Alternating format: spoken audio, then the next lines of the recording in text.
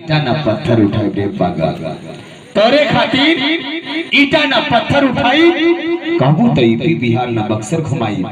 भगवान करे सिमरन की हमरे जीजा के संगे तुम्हार शादी हो जाए तो सुहाग रात के दिन से चर्चा कराई। अरे रुपया पैसा कमाए खातिर खोल के सैलून दाढ़ी बार बनाई, अनमोल प्रधनवा के रहर में मनाई।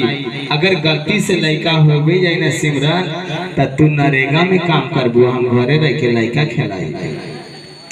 कैसा रे जीजा फोटो खींचेगा, फोटो खिंचाएगा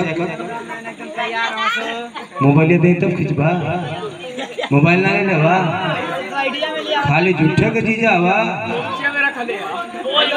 गोचिया में रख ले। चला ठीक है कोनो बात ना, लेकिन कहना चाहूंगा सिमरन कि तोरे खाती नागी में कूद के दिखाई भाम, तोरे खाती नागी में कूद के दिखाई भाम, दिल के शीशा नियर कूद के दिखाई भाम। कसम सिमरन तोरे प्यार का, अगर फौज में भर्ती हो गई नी तब पाकिस्तानी लड़की का इज्जत लूट के दिखाई भाम।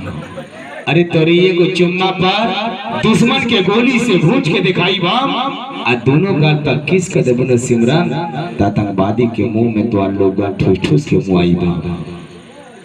कैसा रे पाकिस्तान का ना ही मुसलमान ना ही इंडिया आई जीजा समझा कहते इंडिया तो और ज्यादा इशारा है। कैसा एक बार जीजा डांस कर सकते हो ना, एक बार आजा आई लव यू। हाँ ई ना पूछत हम के अरविंद बिया दूधवा तू पियबा कि ना पियबा, गब दिन हम मुंह के कटोरा लगोला हाचाक से दूध खत्म कर देला।